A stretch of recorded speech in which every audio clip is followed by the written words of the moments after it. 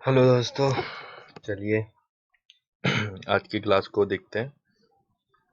आज हमारे unit and dimension chapter पे लास्ट लेक्चर है। इसमें हम कुछ अप्रोक्सीमेशन वगैरह भी कवर अप करेंगे। कल हम लोग इसके आगे आने वाले लेक्चर में इसके आगे देखेंगे, लेकिन कल जहाँ तक मतलब पिछले लेक्चर में जहाँ तक हम लोगों ने पढ़ा था उसके आगे की चर्चा हम लोग करेंगे। और मैं टाइम टू टाइम एक ही बात बोलता हूँ, बार बार लेक्चर की स्टार्टिंग में आप लोगों को फिर से बता दूं कि होमवर्क रेगुलरली करते रहिएगा। आज के इस लेक्चर के बाद में आपको एक 15 क्वेश्चन का 15 या 20 क्वेश्चन का एक असाइनमेंट 2 दिया जाएगा। मैंने लेक्चर 2 के बाद कोई असाइनमेंट नहीं दिया, मतलब इसके पहले जो लेक्चर था उसमें कोई असाइनमेंट नहीं दिया था। उसके बाद में हमने सोचा था कि पूरा चैप्टर एक बार कवर अप हो जाए, सारे यूजेस हो जाएं, तो किसी भी टाइप का क्वेश्चन अगर यूनिट एंड डायमेंशन चैप्टर से आता है, ध्यान रखना मैंने आपको एरर एंड मेजरमेंट नहीं पढ़ाया है। तो एरर एंड मेजरमेंट का अगर आपको क्वेश्चन दिखता है, क्योंकि बहुत सारी बुक्स क्या करती हैं कि एरर और मेजरमेंट चैप्टर को एक साथ देखती हैं, एक ही साथ उनके लेक्चर्स को देखती हैं, एक ही साथ एक ही चैप्टर्स में क्वेश्चन को मिक्सअप कर देती हैं। बट मैंने ऐसा नहीं किया। बेसिकली मैंने ऐसा इसलिए नहीं किया क्योंकि आप लोगों को एरर एंड मेजरमेंट एक सेपरेट टॉपिक है, जिससे आईआईटी हर साल, अगर आप देखो ये मींस में तो हर एक पेपर में एक क्वेश्चन एरर एंड मेजरमेंट से होगा ही होगा। सिग्निफिकेंट डिजिट्स एक से ज़्यादा भी कई बार आ जाते हैं, लेकिन at least one question in every year has to be taken into the exam. ऐसा कोई ईयर नहीं है, कोई पेपर नहीं है, कोई सेट नहीं है जिसमें से हर साल कोई ना कोई क्वेश्चंस एरर एंड मेजरमेंट से ना आए। तो वो एक इम्पॉर्टेंट टॉपिक है और इतने इजीली वे में हम उसको नहीं पढ़ेंगे। हम लोग इम्पॉर्टेंट टॉपिक है, इसी में कई बुक्स दे देती हैं। तो यूनिट एंड डायमेंशन मैंने पढ़ा दिया है, तो मैं ट्राई करूँगा कि एरर एंड मेजरमेंट को हम लोग अपनी आने वाली ऑफलाइन क्लासेस में डायरेक्टली देखें। और अगर कहीं उसके अलावा हम आगे आपको अगर लगता है तो इस पर एक वीडियो भी, उस पर वीडियो बना के आपको भेज देंगे। देन आफ्टर हम उसको दोबारा से पढ़ लेंगे। लेकिन अभी यूनिट एंड डायमेंशन चैप्टर की हम बात करते हैं। अगर आप होमवर्क टाइम टू टाइम नहीं कर रहे हैं, एस सी वर्मा बुक को आप खरीद लीजिएगा। S C Verma book important है, तो आप एस सी वर्मा ले लीजिएगा। एस सी वर्मा अगर जिन लोगों के पास में नहीं है वो लोग इस बुक को खरीद लें। इसका पार्ट 1 खरीदना है, 11th में हमें पार्ट 1 की ही नीड होगी, तो पार्ट 2 की कोई नीड नहीं है। अगर आप जिन लोगों ने ले लिया बहुत अच्छी बात है, वैसे उसकी हमें अभी ज़रूरत नहीं है। तो इसका पार्ट 1 यानी वॉल्यूम 1 हमें परचेज करना है। हम इसको रेगुलर होमवर्क में देखेंगे। इसके बाद में एक बुक और, जो लोग उसे बहुत टफ मानते हैं, हम लोग उसको मैं स्पेशली मैं उसमें से होमवर्क देता हूँ। अगर कहीं जिन लोगों के पास बुक नहीं है तो मैं उनको प्रिंट आउट फॉर्म में दिला दूंगा, बट मैं उस बुक को भी कराता हूँ। आप लोगों ने उसको नाम सुना ही होगा, उस बुक का नाम आई ई रोडोव है। इस बुक से भी हम लोग क्वेश्चंस करेंगे और महंगी नहीं है, सारी बुक्स इतनी ज़्यादा नहीं है। आई ई रोडोव रशियन राइटर हैं इस बुक के, काफ़ी फेमस और पुरानी बुक है। मैंने भी अपनी प्रिपरेशन टाइम में ये बुक लगाई है। तो ये दूसरी बुक है, बट ये हम लोग काफ़ी टाइम बाद, आफ्टर मतलब कॉर्नामेटिक्स पढ़ने के बाद इस पे आते हैं। अभी इस बुक में यूनिट एंड डायमेंशन चैप्टर से कोई क्वेश्चन नहीं है, इसलिए हम इस बुक को रिकमेंड नहीं करते हैं। लेकिन एस सी बी वर्मा का आप सबके लिए इसके बाद एरर एंड मेजरमेंट के क्वेश्चन छोड़ के जो भी क्वेश्चंस हैं वो सारे के सारे क्वेश्चंस आपको एससीबी पार्ट 1 में, एससीबी पार्ट 1 जब आप खरीद लेंगे, या जिन लोगों के पास नहीं है तो आप बता दीजिएगा, उनको ऑनलाइन भी वो क्वेश्चंस मिल सकते हैं। अगर फिर भी नहीं है तो मैं उनकी पीडीएफ फॉर्मेट में स्नैप भेज सकता हूँ, आपको शेयर भी करा सकता हूँ कि ये आपको क्वेश्चंस करने हैं। तो ध्यान रखिए, ये सारी चीज़ें आपके ग्रुप में भिजवा दी जाएंगी। आपको जिन लोगों ने परचेज की बहुत अच्छी बात है, नहीं की तो इस लॉकडाउन में तो आपको बुक नहीं मिल पाएगी, बट कोई नहीं, हम आपकी हेल्प के लिए हैं। तो दोस्तों चलिए हम लोग अपने यूनिट एंड डायमेंशन के इस लास्ट लेक्चर में, जो आज का लास्ट लेक्चर है, इसमें हम टॉपिक ख़त्म कर देंगे यूनिट एंड डायमेंशन को। इसको देखेंगे। सब लोग हमारे बारे में पहले से ही इंट्रोड्यूस हैं। Welcome to our Bansal classes Aligarh centre से स्टूडेंट्स जो इनरोल्ड हो चुके हैं, जो सोच रहे हैं उससे पहले आप लोग उसमें इनरोल्ड हो जाएं, ऐसा सोचें ना, क्योंकि बहुत ज़रूरी है ये आपका इनरोलमेंट होना। तो चलिए हम लोग अब आगे की चर्चा करते हैं इसके आगे। तो देखते हैं, चलते हैं आगे बढ़ते हैं हम लोग। यूज नंबर 3, इसका यूज 3 यानी कि यूनिट एंड डायमेंशन का लास्ट यूज जो हम लोगों को देखना है। इससे पहले 2 यूज देख चुके हैं, फॉर्मूला की करेक्टनेस देख चुके हैं हम लोग, डायमेंशनली इक्वेशन को बैलेंस करके ये डायमेंशनली करेक्ट है या नहीं है ये देखा हम लोगों ने। और सबसे पहले हम लोगों ने यूनिट एक सिस्टम से दूसरे सिस्टम में कन्वर्जन भी देखा। इन दोनों यूजेस के बाद जो थर्ड यूज है जिसके बारे में हम चर्चा करने वाले थे, और बेसिकली इसके ऊपर मैंने पिछली क्लास में क्वेश्चंस भी दिया था। उन क्वेश्चंस को देखेंगे कि कैसे किया, सॉल्यूशन भी था उसमें, कई लोगों ने मुझे व्हाट्सअप भी किया है। और डाउट्स आना आप लोगों के बहुत इंपॉर्टेंट हैं, आप लोगों के डाउट्स हमारे लिए एक इम्पॉर्टेंट कड़ी हैं। तो थर्ड नंबर यूज शायद आप सभी लोगों को पता है कि इसके यूज से अच्छा, इसके साथ ही मैं एक बात को और क्लियर कर देना चाहता हूँ कि आपको ये नहीं लगना चाहिए कि पूरी फिजिक्स में क्या हम थर्ड यूज से कोई भी फॉर्मूला ड्राइव कर सकते हैं। ऐसा नहीं है, आप थर्ड यूज के हेल्प से कोई भी फॉर्मूला ड्राइव नहीं कर सकते हो। ये आपका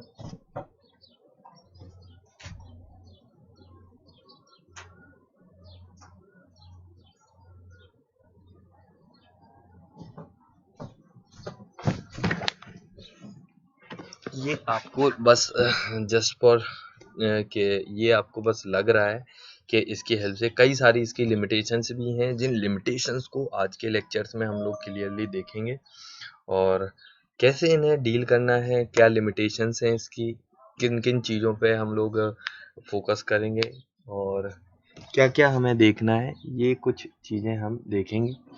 तो चलिए इसी के साथ में हम लोग आगे बढ़ते हैं अपनी क्लास में और आज के थर्ड लेक्चर में। और जो बच्चे क्लास देख रहे हैं, डाउट्स नहीं पूछ रहे हैं, मैं लेक्चर्स में भी 4-5 क्वेश्चंस, ऐसा नहीं है कोई भी लेक्चर के ना देता हूँ, आज के भी लेक्चर्स में कुछ क्वेश्चंस होमवर्क के लिए डले हुए हैं।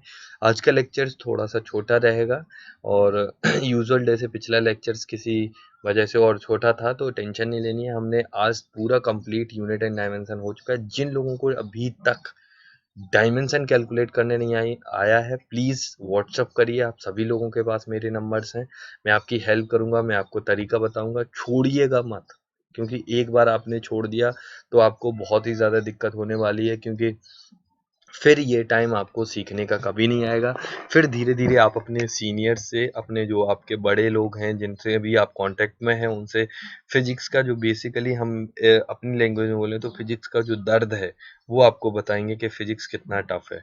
अगर कोई नीट वाला बंदा इस वीडियो को देख रहा है तो उनके लिए बहुत ही ज़्यादा ज़रूरी है। फ्लैट क्वेश्चन नीट में आता है, स्पीड चाहिए आपको, और जिनका भी सिलेक्शन नीट में नहीं होता है उनका बस एक ही रीज़न होता है कि उनकी फिजिक्स स्ट्रॉन्ग नहीं थी, किसी कारण बस उनके फिजिक्स में मार्क्स नहीं आए।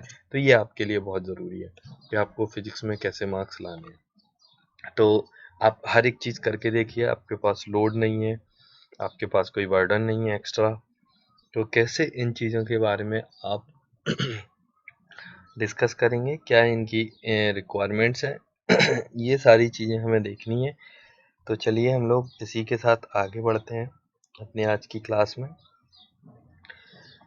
To establish a relation between different physical quantities, ये फॉर्मूला डिराइव करने के लिए मैंने बोला था पिछले लेक्चर्स में मैंने बोला था, अगर कहीं फोर्स सबसे पहले हमारा डिपेंड करता है मास पर, तो मास की पावर ए अगर हम कर दें, अगर हम आपसे बोलें force is also depends on velocity, तो फोर्स की पावर v की पावर v, वेलोसिटी की पावर v।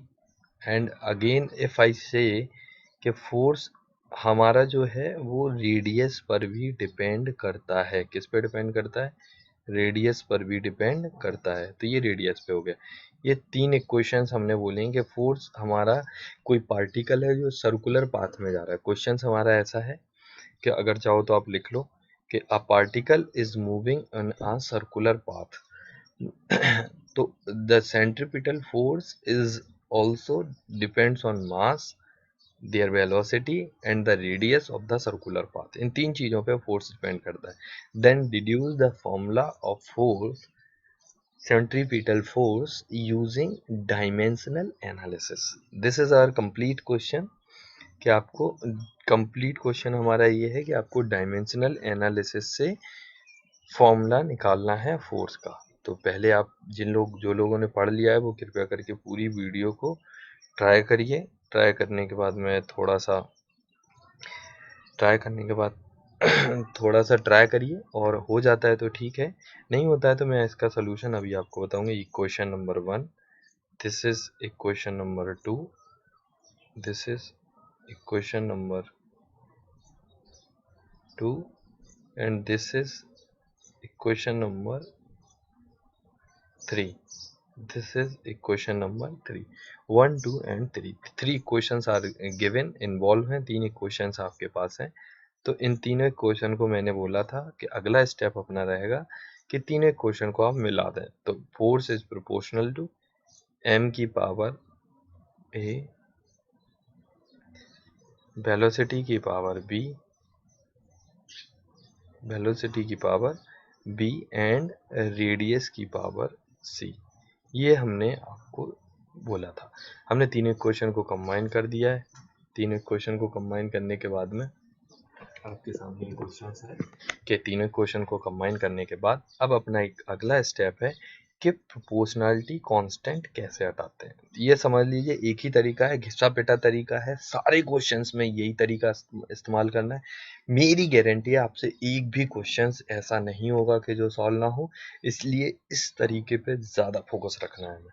तो फोर्स प्रोपोर्शनलिटी कांस्टेंट हमारा क्या होगा कि force is equal to proportionality constant हटाया, that will comes out to be K, एक कांस्टेंट लग जाएगा, इनटू मास की पावर a इनटू वेलोसिटी की power v and into radius की power c, this is equation number 4। ये हमारा equation मिल गई। अब अगला स्टेप क्या होता है, write down the dimension on both side. ये हमारा स्टेप होता है, बोर्ड पर्पज से आप इसको अच्छे से मेंटेन करिएगा। तो दोनों साइड में डायमेंशन लिखनी है हमें, तो write down the dimension on both side, दोनों साइड डायमेंशन लिखनी है। तो इस साइड डायमेंशन कितनी आ जाएगी, एम एल टी की पावर -2, ml की पावर -2, ब्रैकेट लग गया, ये हमारा ब्रैकेट हो गया। इसके बाद में equal k is a constant, तो कांस्टेंट की कोई डायमेंशन होती नहीं है, तो मास की पावर a, ये हो गया, इनटू वेलोसिटी की डायमेंशन कितनी होती है, l t की पावर -1, और पूरे होल वेलोसिटी की पावर कितनी है, v, तो हमने v लिख दिया, इनटू रेडियस मतलब l की पावर c, कितना आ गया, l की पावर c। ये हमारा निकल गया, यहाँ भी ब्रैकेट है, ये हमारा निकल गया। अब दोनों साइड में m और l और t की नेट पावर को इक्वेट कर देंगे। तो राइट साइड में नेट पावर a है, लेफ्ट साइड में नेट पावर मास की 1 है, तो a की वैल्यू हमारी कितनी आ गई, 1। l की राइट साइड में net power b plus c है, l की नेट पावर हमारे राइट साइड में b plus c is equal to left side में हमारी पावर है 1, एंड लेफ्ट साइड में -b की पावर यानी टाइम की पावर, राइट साइड में -b है और लेफ्ट साइड में -2 है, तो b की वैल्यू आ गई हमारे हिसाब से 2। तो फाइनली हमारी जो वैल्यूज़ निकल के आई हम उनको यहाँ लिख देते हैं। a की वैल्यू जो आई हमारी निकल के वो 1 हो गई। किसी को कोई दिक्कत हो तो अगेन मैं आप लोगों के साथ में हमेशा है, आपके सभी के पास नंबर्स हैं, कृपया करके नंबर्स पर फ़ोन करिए, आप व्हाट्सअप करिए अगर आपको फ़ोन नहीं करना है तो। एंड b की पावर जो हमारी नेट आ गई वो that will comes out to be 2, and c की जो पावर होगी, b की वैल्यू इसमें से निकाल के इस इक्वेशन में हम सब्स्टिट्यूट करेंगे, तो c की वैल्यू जो निकल के आएगी that will comes out to be -1। तो ये हमारी वैल्यूज है। ए बी सी तीनों की वैल्यू उठा के इस इक्वेशन में डाल दो, इस इक्वेशन में सब्स्टिट्यूट करना है। तो f इज इक्वल टू, ये हमारा सबसे इम्पोर्टेंट है, तो f इज इक्वल टू के एम इंटू वी की पावर 2 अपॉन आर। कितना हुआ आर। क्यों, आर की वैल्यू -1 है, तो ये फोर्स का फॉर्मूला सर्कुलर मोशन में हमारा निकल गया। But by experimentally we can see के जो कांस्टेंट है प्रोपोर्शनैलिटी उसकी वैल्यू 1 होती है, के की वैल्यू हमारे हिसाब से एक्सपेरिमेंटली 1 आती है। तो हमारा जो आंसर आया फोर्स, जो हमारी वैल्यू निकल के आई force is equal to mv square divided by R. तो हमारी ये पूरा फॉर्मूला निकल के सॉल्व करके आ गया। तो अगर कि आपको हमने बता दिया कि हमारा क्वेश्चन था, मैं फिर से अगेन एंड अगेन आपको इस क्वेश्चन को रिपीट करके बता दूं कि हमारा क्वेश्चन जो है वो है कि a particle is moving in a circular path whose centripetal force is depend on the mass of the particle, depends on the velocity of the particle and the radius of the circular path। ये हमारा question है। then deduce या derive the formula of the centripetal force using the dimensional analysis। तो हमने पूरा question अभी तक जो भी फॉर्मूला था वो डायमेंशनल एनालिसिस से हमने पूरा का पूरा फोर्स का फॉर्मूला ड्राइव कर दिया है। तो आपको ये सोचना नहीं है कि कैसे किया, क्यों किया, बस हमने इसको सॉल्व करके रख दिया।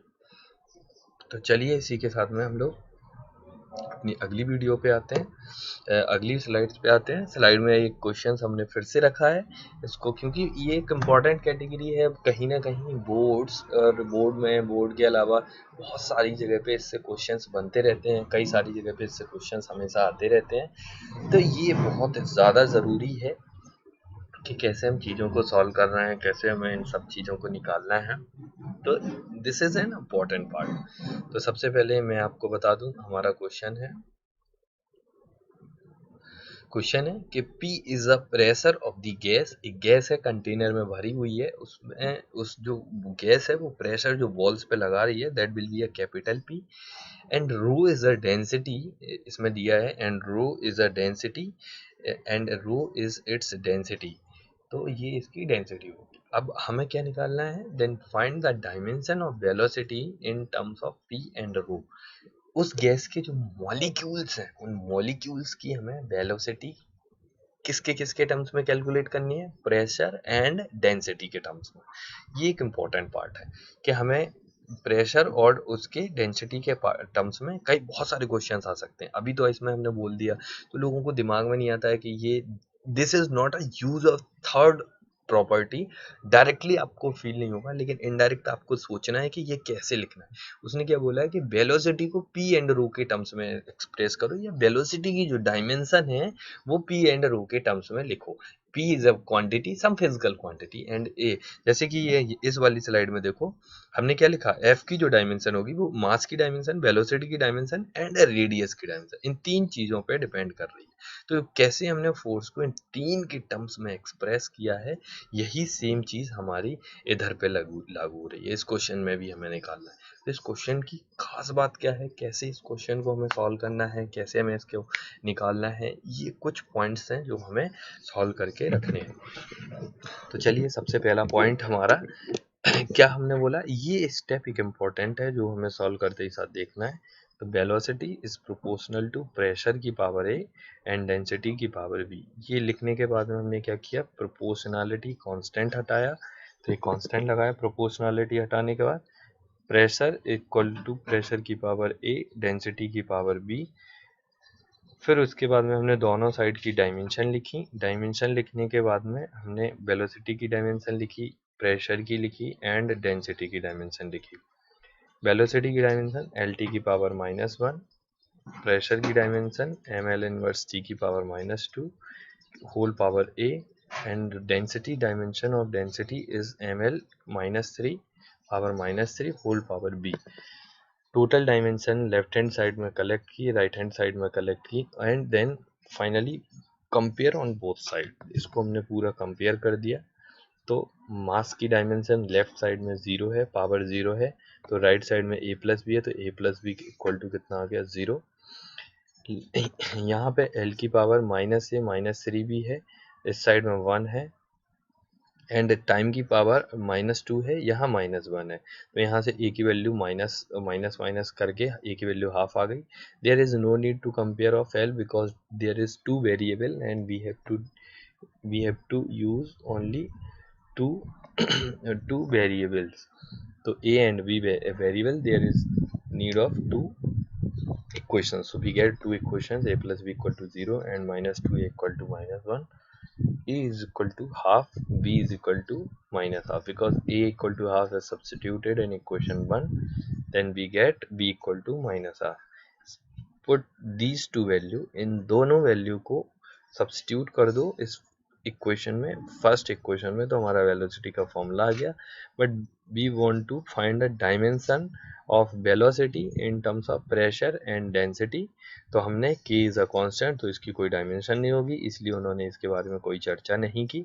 वेलोसिटी की जो डायमेंशन निकल के आई, वो dimension of velocity is equal to pressure की पावर हाफ इंटू डेंसिटी की पावर -हाफ, एंड ये हमने एक बड़ा ब्रैकेट लगाया है जिससे ये डायमेंशनल हुआ कि ये डायमेंशन हो गई वेलोसिटी की। तो ये हमारा आंसर निकल के आया। इस क्वेश्चन को ऐसे ही हमें सारे क्वेश्चंस को राइट डाउन करना है, लिखना है। तो इस आप लोग इसको नोट कर लीजिए, वीडियो के पैरेलल में नोट्स बनाते जाइए, लिख लीजिए।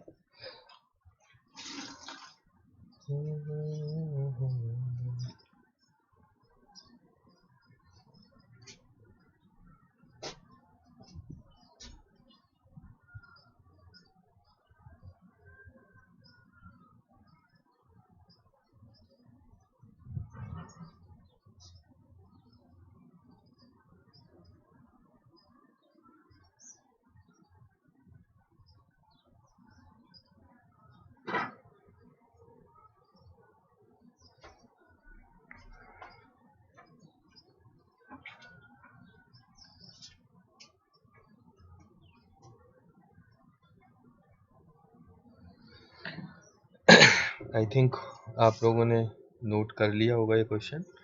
तो चलिए इसी के साथ आगे बढ़ते हैं हम लोग अपने अगले पार्ट पे। ये वाला क्वेश्चन हमने शायद आपको कल बताया था, फिर भी आज हम इसको देख लेते हैं कि इसको कैसे करना था। इसमें बोला था टाइम पीरियड जो होता है सिंपल पेंडुलम का, ये पिछली क्लास का क्वेश्चन है, मैंने रख दिया है। अगर किसी को समझ में नहीं आया, एक दो लोगों के क्वेश्चंस थे कि sir please explain the property number 3 या यूजेस ऑफ 3, तो इसकी वजह से मैंने इसको दोबारा से देखा कि चलो इसको दोबारा से देख लेते हैं। तो let us find an expression for the time period of T of a simple pendulum. तो हमें एक सिंपल पेंडुलम जो है हमारा, उसका टाइम पीरियड कैलकुलेट करना है।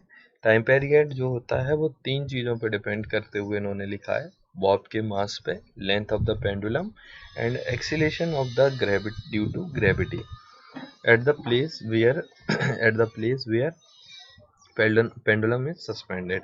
तो 3 चीज़ों पे डिपेंड किया तुमने। t is proportional to m की power a, time period is also proportional to l की power b, and time t is also proportional to g की पावर c। इन तीनों चीज़ों पे हमने इसको देख लिया कि ये कैसे डिपेंड करता है। इसके बाद में हमने तीनों चीज़ों को कंबाइन किया, जैसे कि हम पिछले तीसरे क्वेश्चन में भी करते आए हैं, उसको कंबाइन किया। कंबाइन करने के बाद हमने t is proportional to m की पावर a, l की पावर b एंड g की पावर c, तीनों को कंबाइन किया। प्रोपोर्शनलिटी कांस्टेंट हटाया, तो that will write a constant k। By the way, मैं already this question has to be discussed in previous class, but there is some doubt कि किसी को कोई दिक्कत थी। उनकी दिक्कत को देखते हुए हम इसको दोबारा से इसको रिकंसिडर कर रहे हैं और दोबारा से इसको करने की कोशिश करेंगे। ठीक है दोस्तों, तो आपके लिए ये 3 स्टेप बहुत इम्पोर्टेंट हैं। पहला स्टेप किस किस चीज़ पे डिपेंड कर रहा है, सारा यूज, यानी कि जो हम थर्ड पार्ट पढ़ रहे हैं, ये जो थर्ड पार्ट के यूज देख रहे हैं, ये तीसरा पार्ट यूज में देख रहे हैं, इसमें जो भी हम पढ़ते आए हैं वो सारे लॉज लग जाएंगे, वो सारी डायमेंशन आपको निकालते हुए आना चाहिए। कोई भी डायमेंशन रटनी नहीं है फंडामेंटल के अलावा। केवल 7 क्वांटिटी हैं फंडामेंटल जिन्हें हमें ध्यान रखना है, उसके बाद हमें एक भी क्वांटिटी को रटना नहीं है। सबके कैलकुलेशन आपको आनी चाहिए कि कैसे हमें इसको कैलकुलेट करना है। ये इम्पोर्टेंट है, फिर से मैं बोल रहा हूँ, क्योंकि there is a lot of physical quantities, infinite physical quantities निकल के आएंगे उनमें, लेकिन वो सारी की सारी फिजिकल क्वांटिटी सिर्फ 7 चीजों पे डिपेंड करेगी। Only there is 7 fundamentals physical quantity, जिनसे अरबों इनफाइनाइट फिजिकल क्वांटिटी आप ड्राइव कर सकते हैं। उन 7 से आपको वो ड्राइव करते आना चाहिए। तो अगर कहीं आपको नहीं आया तो आपसे ये वाले यूजेस वगैरह नहीं होंगे।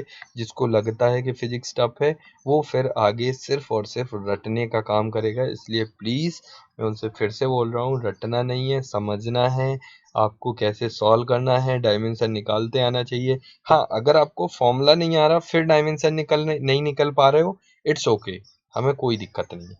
फॉर्मूला अभी आपको सारे नहीं आते हैं, ये मैं कह रहा हूँ, लेकिन जब आपको फॉर्मूला सामने लिखा है, आपको डायमेंशन नहीं निकालने आ रही है, मतलब कि आपने अभी अपना पेन ही चलाना स्टार्ट नहीं किया।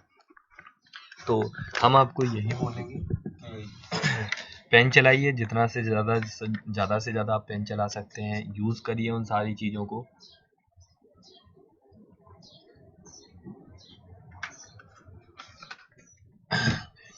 तो चलिए आगे बढ़ते हैं अपनी इसी क्लास में, इसी लेक्चर सीरीज में, कि कैसे हमें इसको देखना है। तो देखो, इसके साथ ही हम बोलेंगे कि जो है प्रोपोर्शनैलिटी कांस्टेंट की डायमेंशन जो होती है, always be a dimension less quantity. इसकी डायमेंशन हमेशा डायमेंशन लेस होगी, ये इसकी कोई डायमेंशन नहीं आएगी, हमेशा इसकी डायमेंशन नहीं होगी, ये कांस्टेंट है। और जो भी प्रोपोर्शनैलिटी का कांस्टेंट होता है उसकी डायमेंशन हम लोग नहीं लिखते हैं।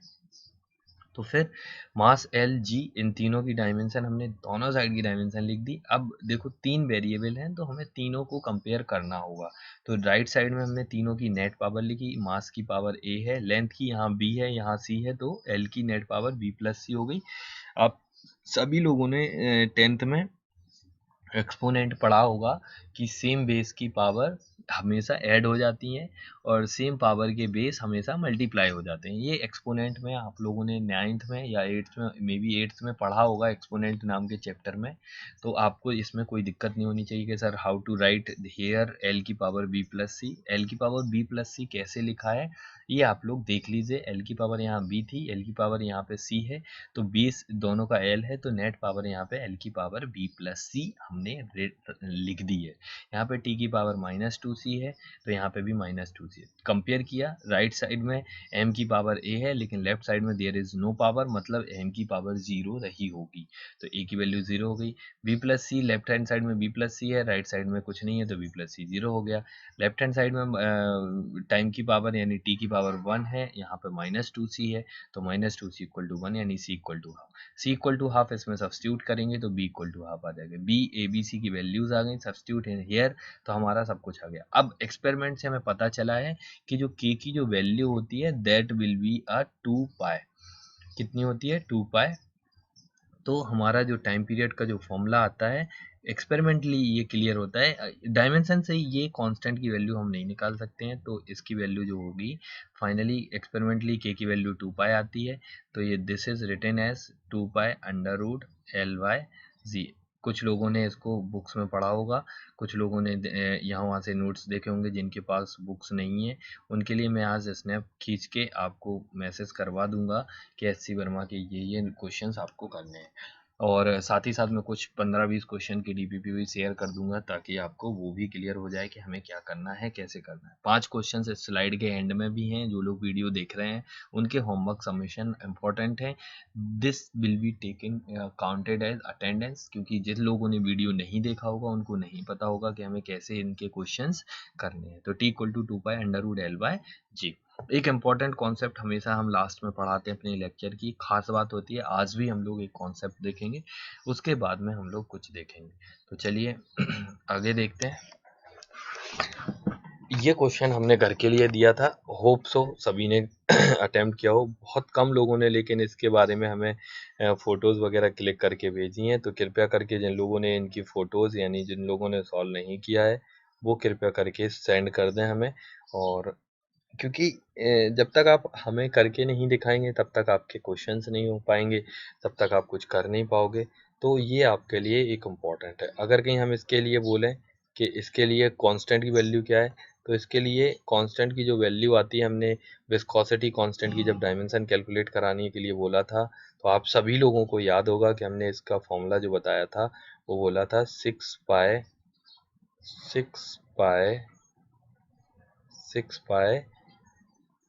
ईटा आर वी, ये फॉर्मूला बताया था। तो आप सभी लोग क्लियरली देख पा रहे होंगे कि कांस्टेंट की जो वैल्यू है वो कितनी है, 6 पाई। कितनी है, 6 पाई। ये हमारे कांस्टेंट की वैल्यू है। तो ये हमारे कांस्टेंट की वैल्यू निकल के आ गई, F equal to 6 pi eta pi R V. तो ये हमारा विस्कोसिटी एक स्फेरिकल बॉल के लिए होता है। बाकी किसी, अब कोई बोले कि सर स्फेरिकल के लिए फॉर्मूला हो गया, बाकी के लिए क्या होगा, तो वो बहुत कॉम्प्लिकेटेड फॉर्मूलेज होते हैं। उन सब की चर्चा हम लोग अपने +2 स्टैंडर्ड लेवल पे नहीं करते हैं। आज तक IIT भी क्लियरली बोलता है कि अगर वो विस्कस फोर्स का फॉर्मूला बोलेगा तो वो स्फेरिकल बॉल या जो हमारी बुलेट होती है स्फेरिकल बॉल यानी स्फेरिकल थिंग्स के लिए ही बोलेगा। वो किसी रैंडम शेप की बॉल के लिए कभी नहीं बोलेगा। अगर आपके क्वेश्चंस आ जाता है वो बॉल थिंग्स की जो भी मटेरियल है या जो भी ऑब्जेक्ट है उसकी डायमेंशन यानी कि उसकी शेप के बारे में आइडिया नहीं देता है, तो यू हैव टू अज्यूम कि this will be a spherical. वो आपको टेंशन नहीं लेनी है, आपको फॉर्मूला यही लगाना है, आपका आंसर सही आएगा। This is a in a long term, जब हम फ्लूइड मैकेनिक्स पढ़ेंगे तब हमें इसकी ज़रूरत पड़ेगी। अभी के लिए हमें इसकी कोई ज़रूरत नहीं है, बट फिर भी हमने आपको बता दिया। ये छोटी छोटी बातें हैं जो फिजिक्स में बहुत इंपॉर्टेंट हैं और आगे भी इनका यूज़ हमें करना है। छोटी छोटी बातें ध्यान रखना, इन छोटी छोटी बातों से ही पूरा फिजिक्स हम लोग बिल्ड करेंगे। और गारंटी, मैंने खुद फिजिक्स नहीं रटी है। मैंने पिछले कुछ टाइम पहले अपने करियर के स्टार्टिंग में जैसे ही IIT से पास आउट होकर निकला था तो मैथ्स पढ़ाना स्टार्ट किया था। कुछ टाइम बाद मैंने फिजिक्स पढ़ाना स्टार्ट किया। तो अगर कहीं आपके कॉन्सेप्ट क्लियर हैं तो आपको कोई इश्यू नहीं होने वाला है। इसलिए अब मैं काफ़ी टाइम से कोटा में भी पढ़ा रहा हूँ, फिजिक्स पढ़ा रहा हूँ, तो आपको कोई टेंशन नहीं होनी चाहिए कि सर कैसे इन सब चीज़ों के बारे में हम लोग देख पाएंगे। तो ये आपके लिए एक इम्पॉर्टेंट अचीवमेंट है कि आपको कैसे करना है। तो ये क्वेश्चन होप तो आप सभी लोगों ने कर लिया हो। फिर भी अगर किसी ने नहीं किया होगा, प्लीज़ मुझे तुरंत के तुरंत व्हाट्सअप करिएगा। अगर आप व्हाट्सअप नहीं कर रहे हैं तो मतलब कि आप बहुत गलत कर रहे हैं, आपसे चीज़ें हैंडल आउट हो जाएं, ये थोड़ी सी रिस्की है। ठीक है। तो साथ ही साथ इस चैप्टर के एंड में जब हम चैप्टर ख़त्म कर रहे हैं, इसको यूनिट एंड डायमेंशन को कंप्लीट कर रहे हैं, ध्यान रखना है यूनिट एंड डायमेंशन में मैंने किसी के दिमाग में आ रहा होगा सर क्योंकि बहुत सारी बुक्स में एरर एंड मेजरमेंट नाम का भी चैप्टर इसी के साथ में क्लिप अप होता है। हम इसकी चर्चा बिल्कुल नहीं कर रहे हैं क्योंकि ये एक इम्पॉर्टेंट टॉपिक है और एरर एंड मेजरमेंट इम्पॉर्टेंट है, हर साल आता है। और इसको भी हम अलग से एक चैप्टर बनाते हैं, एरर एंड मेजरमेंट। कुछ इंस्ट्रूमेंट हैं जिनके कुछ एक्सपेरिमेंट वगैरह हैं, वो अभी अगर हम करवा देंगे तो आपको स्कूल में भी इस एक्सपेरिमेंट की ज़रूरत पड़ती है, तो हम लोग इनको थोड़ा सा लेट में करवा के देते हैं। तो ये हम देखेंगे कि एरर एंड मेजरमेंट हम लोग चैप्टर एक सेपरेट तरीके से पढ़ेंगे। तो हमने यूनिट एंड डायमेंशन पूरा चैप्टर कंप्लीट कर लिया है। इसके बाद हम थोड़ी सी चीज़ों को ऐड अप करेंगे, थोड़ी सी चीज़ें हम लोग इसके बाद अप्रोक्सीमेशन की देखेंगे जिनका फिजिक्स में बहुत बड़ा यूज़ है। अभी आपको थोड़ा मिरेकल जैसी लगेंगी, वो हो सकता है आपने कभी नहीं पढ़ी हो, वो जिन लोगों ने देख रखी होंगी उनके लिए थोड़ा नॉर्मल हो सकता है, बहुत इंपॉर्टेंट है जिसके बाद देखेंगे। तो चलिए अब हम लोग देखते हैं कि कैसे हम लोग इनको लिमिटेशंस हैं, इनको नोट डाउन कर लीजिए। पहली लिमिटेशन क्या है, dimension does not depends on the magnitude. Dimension जो होती है वो मैग्नीट्यूड पर डिपेंड नहीं करती है। मतलब कि v is equal to u plus A T अगर आप लिख रहे हो, this will be a dimensionally correct, u plus A T लिख दो। या फिर इसी चीज को आप डायमेंशन के लिए अगर आपको लिखना है तो v/2 प्लस 580 भी लिख सकते हो। क्या लिख सकते हो? 580 भी लिख सकते हो, but this is not a correct formula. लेकिन डायमेंशनली ये एकदम सही है। तो हम कुछ जगह पे, यानी कि अगर आपसे बोले कि कुछ जगह पे हम ये सारी प्रॉब्लम का सामना फेस करना पड़ता है कि ये डायमेंशनली कैसे सॉल्व करके आया, मतलब कि हमें इसकी डायमेंशन कैसे निकल के आई, और ये डायमेंशनली करेक्ट है but this is not a correct formula. Again ये पहली लिमिटेशन है, आप लोग इसको एकदम हाईलाइट करके लिखिए कि dimension does not depends on magnitude. Due to this reason एक इक्वेशन मैंने आपको लिख के दी है, क्योंकि आपको पता है कि सेकंड इक्वेशन जो होती है वो हाफ ए टी स्क्वायर होता है।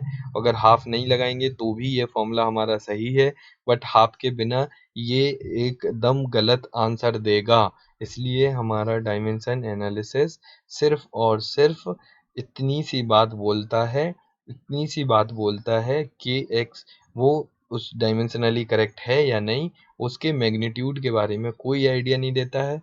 तो आपके दिमाग में जो चीज़ चल रही थी कि सर जब डायमेंशन एनालिसिस से हम सारे फॉर्मूले प्रूव कर सकते हैं तो क्यों फिजिक्स पढ़ना, हम डायमेंशन एनालिसिस से हर एक फॉर्मूला लिख देंगे।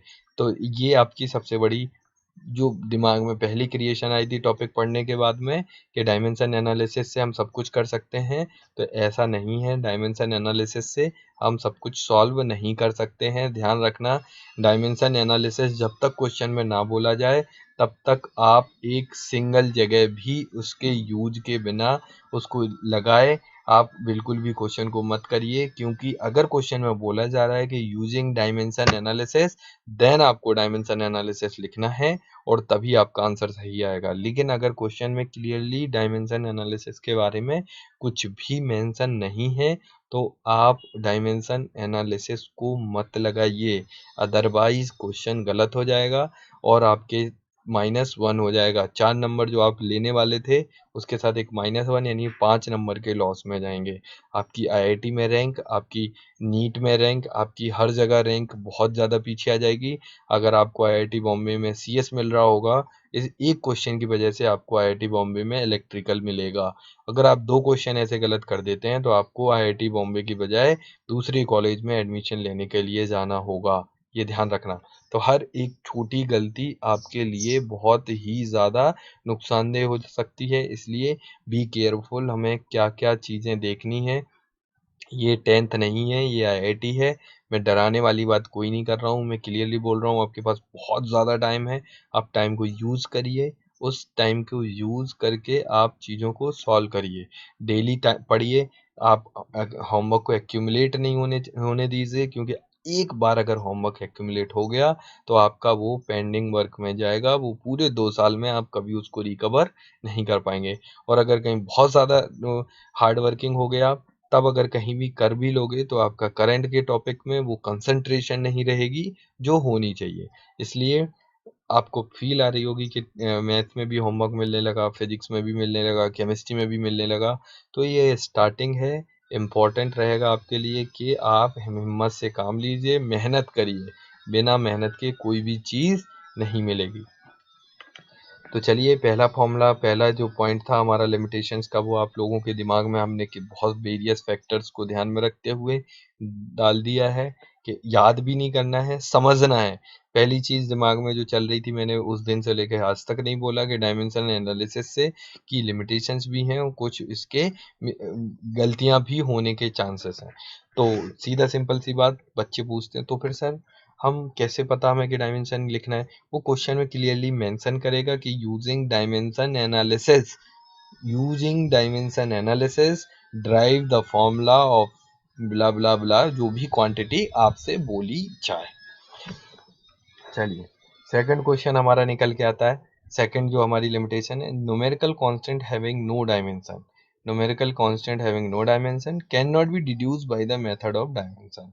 जो न्यूमेरिकल कांस्टेंट होते हैं उनकी कोई डायमेंशन नहीं होती है, इसलिए डायमेंशन एनालिसिस से वो नहीं निकाले जा सकते हैं। जैसे अभी हमने पिछली ही स्लाइड में टाइम का जो फॉर्मूला निकाला था, t इक्वल टू के टाइम पीरियड जो था वो हमारा निकल के आया था के रूट एल वाई जी। क्या निकल के आया था? टी रूट एल वाई जी, ये हमारा निकल के आया था। बट डायमेंशन एनालिसिस से हमें दिक्कत है, इसके बारे में हमें कोई आइडिया नहीं मिल पा रहा कि इसको कैसे सॉल्व करेंगे। इसलिए ये कुछ लिमिटेशंस जो थी वो बहुत ही ज़्यादा बड़ी हैं और इनके बिना हम चीज़ों को सॉल्व नहीं कर पा रहे हैं। इसलिए this is a second limitation कि हम कभी भी जो कांस्टेंट यानी प्रोपोर्शनैलिटी कांस्टेंट या न्यूमेरिकल कांस्टेंट जो आ रहा है, आपने सुना हो शायद, हमने बोला था by experimentally k is equal to 2 pi. ये हमने बोला इसलिए आपको पता चला, बट डायमेंशन एनालिसिस से k की वैल्यू 2 पाई होती है ये आप कभी भी नहीं बता सकते थे। ये बात ध्यान रखिएगा आप।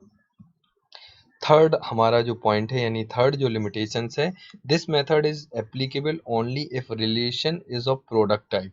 अगर कहीं रिलेशन हमारा प्रोडक्ट टाइप का है तो हम फॉर्मूले को ड्राइव कर सकते हैं। जैसे भी हमने जितने भी फॉर्मूले लिखे वो सारे के सारे प्रोपोर्शनैलिटी वाले थे। कोई भी अभी तक हमने formula v equal to U plus A T वाला यानी कि जो ऐड और सब्ट्रैक्ट होने वाले हैं वैसे फॉर्मूले हमने ड्राइव नहीं किए, क्योंकि ये डायमेंशन एनालिसिस से नहीं हो सकते हैं। इस टाइप के फॉर्मूले हमने अभी तक एक भी नहीं किया, आप लोगों ने ध्यान दिया हो या ना दिया हो, but this is the third limitation of dimension analysis कि इस टाइप के फॉर्मूलों को हम कभी भी यूज नहीं कर सकते। It fails in case of exponential and logarithmic and trigonometric relation. क्यों? क्योंकि logarithmic trigonometric and exponential relations में इनकी जो आर्गुमेंट होते हैं वो मैंने पहले ही बता रखा है कि उनके आर्गुमेंट जो होते हैं वो डायमेंशन लेस होते हैं। इसलिए कभी भी हम उस टाइप के फॉर्मूले, अभी ये क्वेश्चन हम आगे कर रहे हैं, वो उस टाइप के रिलेशंस हम लोग नहीं ड्राइव कर सकते। तो कुछ इसके फायदे भी हैं, कुछ इसके, ज़्यादातर इसके लॉसेस ही हैं, क्योंकि कुछ चीज़ें ही हम इससे डिस्कस कर सकते हैं। जितनी हम कर सकते हैं उतनी हमने आपको पढ़ानी चाहिए, क्योंकि वो एग्ज़ाम में आती हैं। दूसरी चीज़ उनकी हेल्प, हमें उनके बारे में नॉलेज हमें होनी चाहिए, लेकिन साथ ही साथ हमें इस बात की भी नॉलेज होनी चाहिए कि डायमेंशन एनालिसिस से हम कौन कौन सी चीज़ों को सॉल्व नहीं कर सकते हैं। ध्यान रखिए, ये एक बड़ा ही कॉम्पैक्ट एवं थोड़ा सा ट्रिकी लेक्चर है। अगर किसी को कोई भी पॉइंट में दिक्कत आती है प्लीज़ स्नैप लेके मुझे व्हाट्सअप करिए, कोई हेजिटेशन नहीं, फील फ्री। मैं भी आप ही के एज ग्रुप में समझो, दोस्त समझो आप अपना, हमें अपनी प्रॉब्लम शेयर करो। जब तक आप अपनी प्रॉब्लम शेयर नहीं करेंगे तब तक मैं आपके साथ उतना ज़्यादा फ्रैंक नहीं हो पाऊंगा और आप भी एकदम अच्छे से नहीं बोल पाएंगे कि आपको कैसे चीज़ें करनी है। तो सबसे इम्पोर्टेंट बात है, ये तीनों लिमिटेशंस आपके दिमाग में आनी चाहिए। किसी को नहीं समझ में आ रही हैं टेक्स्ट करिए, टेक्स्ट करके अगर फिर भी नहीं समझ में आ रही है फ़ोन से आप हमसे डिस्कस कर सकते हैं। मैं आपको किसी भी टाइम फ़ोन से ये तीनों चीज़ें डिस्कस कर दूंगा। चलिए इसी के साथ में हम लोग अप्रोक्सीमेशन के बारे में पढ़ते हैं, जो पूरी फिजिक्स में हम इसका यूज़ करेंगे। अप्रोक्सीमेशन ये इम्पोर्टेंट है, अप्रोक्सीमेशन को हम लोग यूज़ करेंगे और ये एक इम्पोर्टेंट पॉइंट भी निकल के आएगा। तो चलिए यूजफुल अप्रोक्सीमेशन के बारे में देखते हैं। When angle theta is small, theta is small, generally अगर हम थीटा की बात करें तो थीटा की वैल्यू जो होनी चाहिए वो लेस देन 10 डिग्री होनी चाहिए। 10 डिग्री, नॉट इन रेडियन। आपको रेडियन में ये सब चीज़ें चेंज करते हुए आनी चाहिए। अगर किसी को नहीं आती हैं तो फिर वो मुझसे बोल दे, मैं अगली स्लाइड में उनको एडअप कर दूंगा। Less than 10 degree. अगर हमारा थीटा 10 डिग्री से कम है, 10 डिग्री का मतलब कितना हुआ? 10 डिग्री का मतलब हुआ 10 इंटू पाई अपॉन 180 रेडियन। इतने रेडियन मतलब कि इतने रेडियन, अगर कहीं आपका एंगल इतने से कम है, पाई 180 मतलब कि 180 यानी कि पाई अपॉन 18 रेडियन।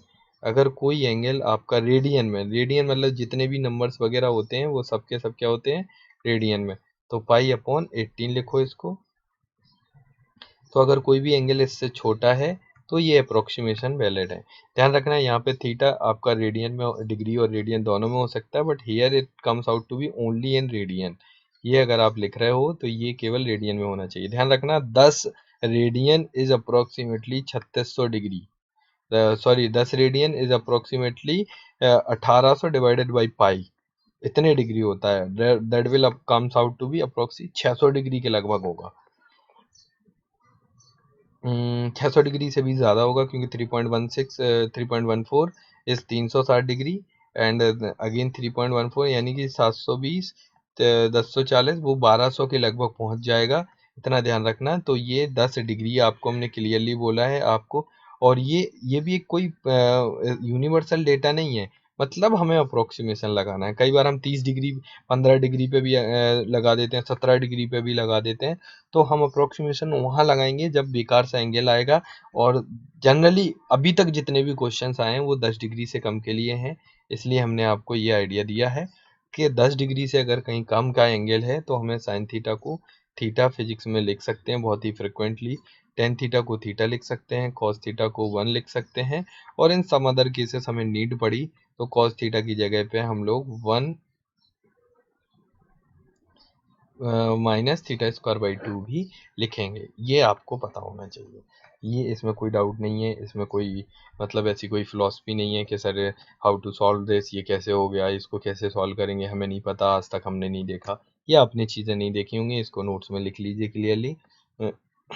बस यहाँ पे हमें जोर हमने यही दिया कि ये जो तीनों चीज़ें लिखी हैं, this will be your radian, but these 3 are radian as well as degree, क्योंकि ट्रिग्नोमेट्रिक के आगे हम रेडियन भी लिख सकते हैं, डिग्री भी लिख सकते हैं, बट अगर कहीं अप्रोक्सीमेशन यूज करने के बाद जो आप लिख रहे हो वो मस्ट बी इन रेडियन, ये आपके लिए इम्पोर्टेंट है। नंबर दूसरा अप्रोक्सीमेशन जो हमें सबसे ज़्यादा करना है वो है अगर x बहुत छोटा है। x बहुत छोटा है कैसे पता चलेगा, कोई दिक्कत नहीं है, कोई पता लगाने की बात नहीं है, आपको खुद ही फील आ जाएगी कि x कितना होता है, x छोटा क्या होता है और बड़ा क्या होता है। बड़ा मतलब रिस्पेक्ट में देखा जाता है, 1 के रिस्पेक्ट में x क्या होगा, 0.1 is very small, 0.001 is very small, 0.2 is small, क्योंकि 1 के रिस्पेक्ट में 0.2 बहुत छोटा है, ठीक है। 0.5 is not as small because it's a comparable, 0.5 मतलब आधा हो गया, तो इतना छोटा हो ही नहीं सकता, तो इसको हम बाइनोमियल एक्सपेंशन से 1 प्लस एक्स लिख सकते हैं। इसको using binomial expansion we can write this 1 plus N X, e की पावर x को हम लोग 1 प्लस एक्स लिख सकते हैं अगर कहीं x बहुत छोटा है। इन तीनों के लिए कंडीशन है x small and ln 1 plus x जब भी आएगा उसको हम x लिख सकते हैं। अब अगर कहीं आप भूल जाओ कि सर हमें नहीं पता ये अप्रोक्सीमेशन क्या है, तो इसके कुछ यूजेस हैं जो मैं आपको बता दूं। जैसे अगर आपसे बोला जाए रूट ऑफ 1.01 निकाल के दिखाओ, तो शायद आप लोग सोचो सर क्या चीज निकलवा रहे हो आप, कभी 1.01 का भी रूट आ सकता है। हाँ, हमें एग्जैक्ट डेटा नहीं चाहिए, अप्रोक्सीमेट चाहिए, तो क्या हम इसको 1 प्लस 0.01 की पावर हाफ लिख सकते हैं, बिल्कुल लिख सकते हैं सर।